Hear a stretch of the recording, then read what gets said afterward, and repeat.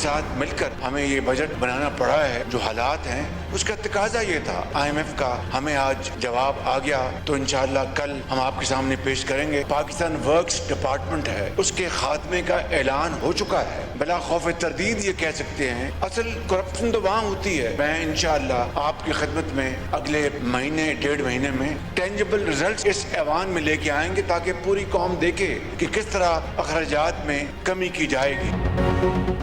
IMF के साथ मिलकर बजट बनाना पड़ा, हालात का तकाजा भी यही था। वज़ीर आज़म शहबाज शरीफ ने कौमी असम्बली को बता दिया, कहा IMF से जवाब में खुशखबरी की उम्मीद है। IMF का आज जवाब आ गया तो कल सबके सामने पेश करेंगे। बेतहाशा करप्शन की वजह से PWD के खात्मे का ऐलान हो चुका।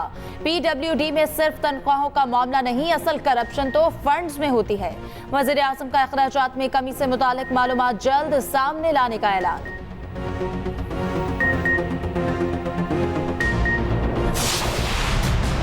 बहुत वो तगड़ा कदम उठाया है जहाँ तक दहशतगर्दी के मुकाबले के लिए फैसला किया गया है।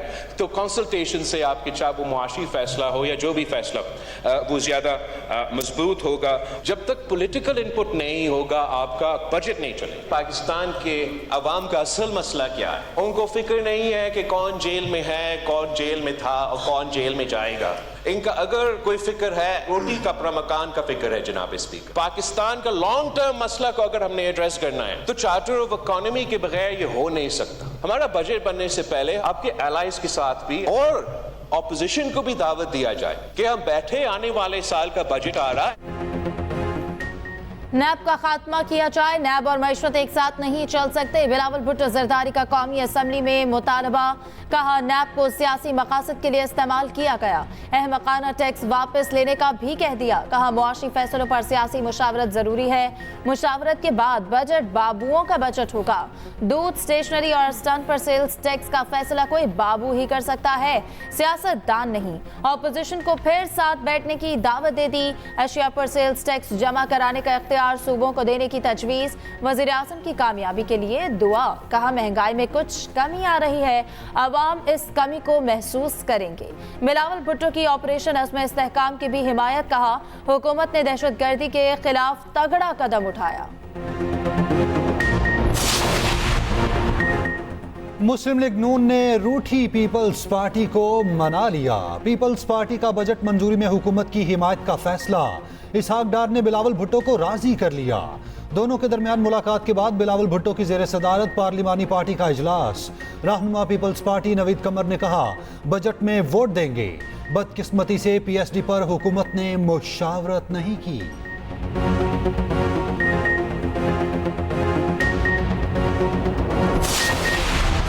गर्मी कराची वालों की जानें निकलने लगी। 4 दिनों में 427 लाशें ईदी सर्दखाने में लाई गईं। सर्दखाने में मजीद लाशों की जगह न बची। कराची में पारा 41 डिग्री से ऊपर महसूस 50 डिग्री तक किया गया।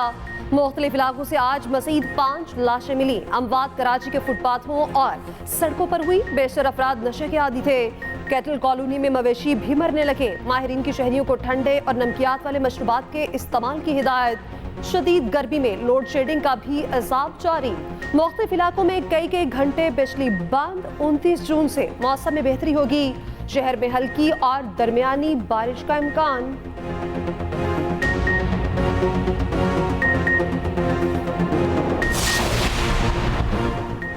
मॉनसून हवाएं मुल्क में दाखिल होने को 26 जून से हवाएं दाखिल होने का इम्कान। PDM ने अलर्ट जारी कर दिया। 28 से 30 जून तक मूसलाधार बारिशों की पेशगोई। इस्लामाबाद, रावलपिंडी, लाहौर में अर्बन फ्लडिंग का खदशा।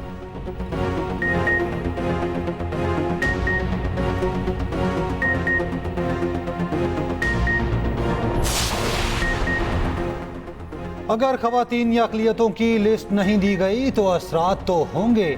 अगर प्राइस बॉन्ड खरीदा ही नहीं तो प्राइस बॉन्ड निकल कैसे आया? खरीदना तो जरूरी है ना।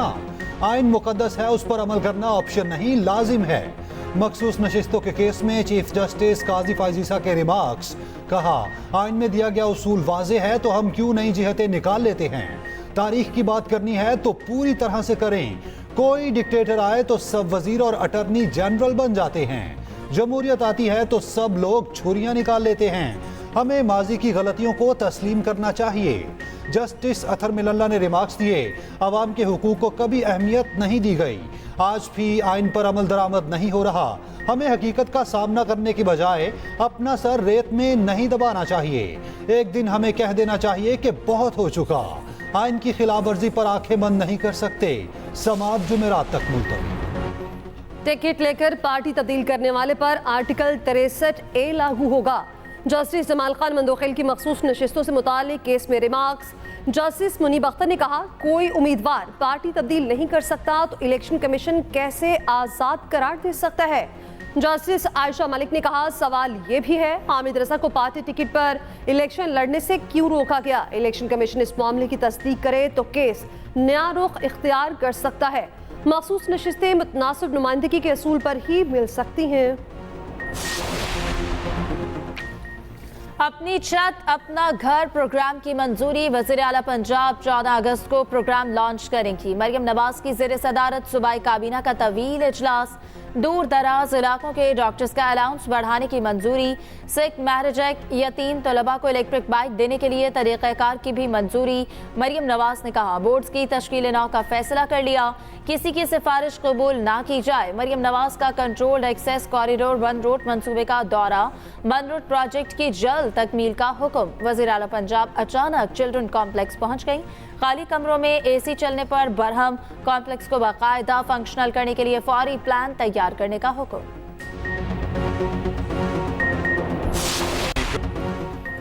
अफगानिस्तान ने क्रिकेट में तारीख रकम कर दी। पहली बार T20 वर्ल्ड कप के सेमीफाइनल में पहुंच गया। बांग्लादेश को 8 रन से शिकस्त दे दी। सेमीफाइनल में मुकाबला जनूबी अफ्रीका के साथ होगा। टीम का दिल खोलकर जश्न, जीत की खुशी में आंखें नम। अफगान टीम ने हेड कोच जोनाथन और राशिद खान को कंधों पर उठा लिया, खुशी में नाचते रहे। बॉलिंग कोच ब्रावो ने भी खिलाड़ियों के साथ भरपूर जश्न मनाया। तारीखी फतह पर अफगानिस्तान में जश्न का समा। मुख्तलिफ शहरों की सड़कों पर आवाम निकल आए, दिल खोल कर नारे लगाए। T20 वर्ल्ड कप का दूसरा सेमीफाइनल भारत और इंग्लैंड के दरमियान खेला जाएगा। ऑस्ट्रेलवी ओपनर डेविड वार्नर ने इंटरनेशनल क्रिकेट से रिटायरमेंट ले ली। अफगान क्रिकेटर गुलबदीन की ऑस्कर अवार्ड परफॉर्मेंस। बांग्लादेश की कामयाबी करीब देखकर एक्टर बन गए। हेड कोच ने मैच स्लो करने का इशारा किया। स्लिप में खड़े गुलबदीन फौरी जमीन पर गिर गए। मैच मजीद स्लो कर दिया। कमेंटेटर बोले, इन्हें ऑस्कर दिया जाए या एमी। जीत के साथ ही गुलबदीन बिल्कुल फ्रेश हो गए, छलांगे लगाकर डांस करते रहे।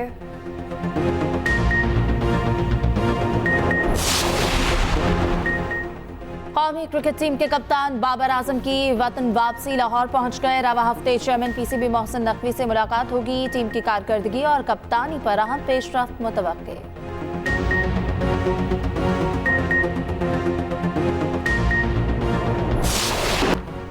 महंगाई में मजीद कमी अव्वलीन तरजीह है। हुकूमत ने बजट पर अमल दरामद का आगाज कर दिया। ज़राअत, तालीम और सेहत हुकूमती तरजीहात में शामिल है।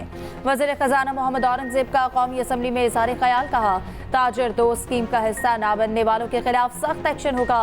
पेंशन इस्लाहात के जरिए बचत की जाएगी। PIA की निष्कारी का अमल तेज कर दिया। हमें पब्लिक प्राइवेट पार्टनरशिप को फरोग देना होगा।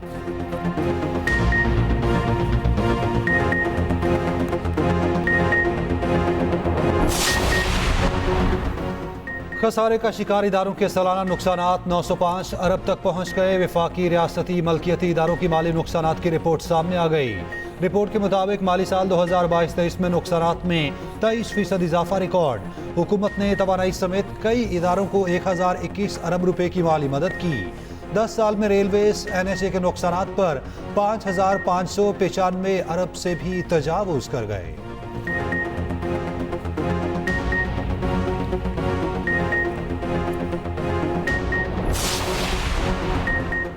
इद्दत निकाह केस में सजा मुआतले की दरख्वास्त पर फैसला महफूज। इस्लामाबाद की डिस्ट्रिक्ट एंड सेशन अदालत बानी PTI अबूशा बीबी की दरख्वास्त पर फैसला 27 जून को सुनाएगी। सिविल जज ने मुकदमे में बानी PTI अबूशा बीबी को 7 साल कैद की सजा सुनाई थी।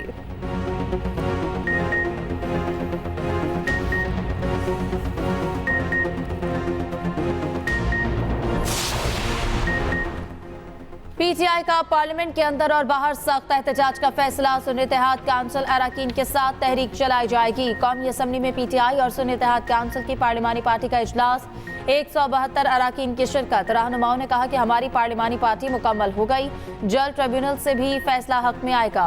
उमर अयूब ने कहा कि जारी फॉर्म 47 वाले किसी उम्मीदवार को तस्लीम नहीं करते। ऑपोजिशन अरकान ने पार्लियामेंट से इलेक्शन कमीशन तक वॉक भी की।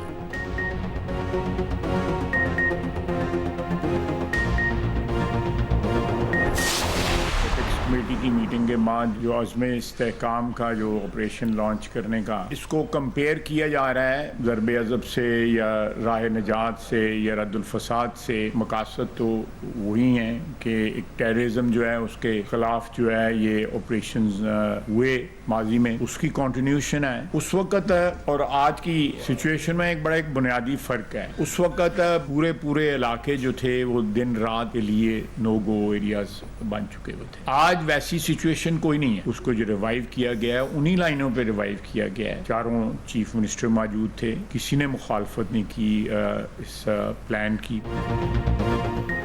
ऑपरेशन अज़्म इस्तेहकाम खास तौर पर केपी और बलूचिस्तान में होगा। दहशतगर्दी काबू ना की तो दूसरे सूबों तक फैल जाएगी। वज़ीर दिफा ख्वाजा आसिफ का कहना है, एपेक्स कमेटी में वज़ीर आला केपी ने ऑपरेशन पर कोई एतराज़ नहीं किया। वज़ीर आला केपी ने दबे लफ्ज़ों में ऑपरेशन की हिमायत की थी। ऑपरेशन अज़्म इस्तेहकाम का मकसद दहशतगर्दी का मुकम्मल खात्मा। ये ऑपरेशन चीन या किसी के कहने पर नहीं, अपनी मर्जी से कर रहे। ऑपरेशन अज़्म इस्तेहकाम के कोई सियासी अज़ाइम नहीं। तहरीक इंसाफ समेत तमाम जमातों के तहफ़्फ़ुज़ात दूर करेंगे।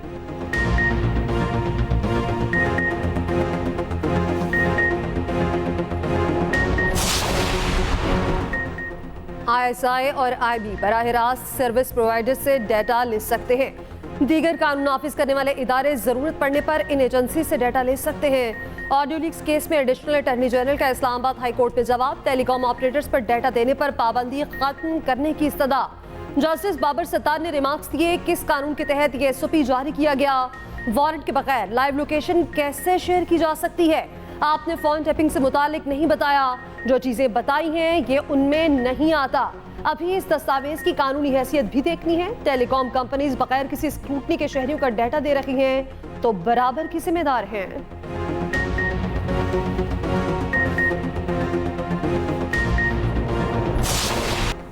कल आपका रवैया अफसोसनाक था। करारदाद पर वजीर कानून 2 बार दस्तखत कराने गए, आपने दस्तखत नहीं किए। सेनेट में शारी रहमान का शिबली फराज से शिकवा। शिबली फराज ने कहा करारदाद मंजूर करने के बाद दिखाई गई। पार्लिमानी लीडर अली जफर को भी नहीं दी गई। वजीर कानून आजम नजीर तारड़ ने कहा, बताया था बेजरर सी करारदाद है। ऐवान का तकद्दुस बरकरार रखना सबकी जिम्मेदारी है। हुकूमत की सेनेट में ऑपरेशन अज़्म इस्तेहकाम पर इन कैमरा इजलास की यकीन दहानी।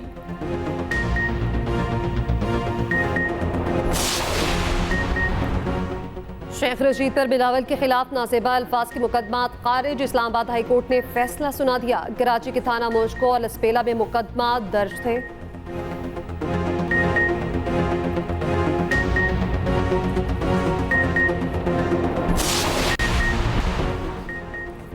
आज़ाद कश्मीर का 2 खरब 64 अरब रुपए का बजट पेश। तनख्वाहें और पेंशन विफाक के बराबर बढ़ाई गई। 44 अरब रुपए तरक्याती मंसूबे पर खर्च होंगे। 220 अरब रुपए गैर तरक्याती अखराजात के लिए मुख्तस।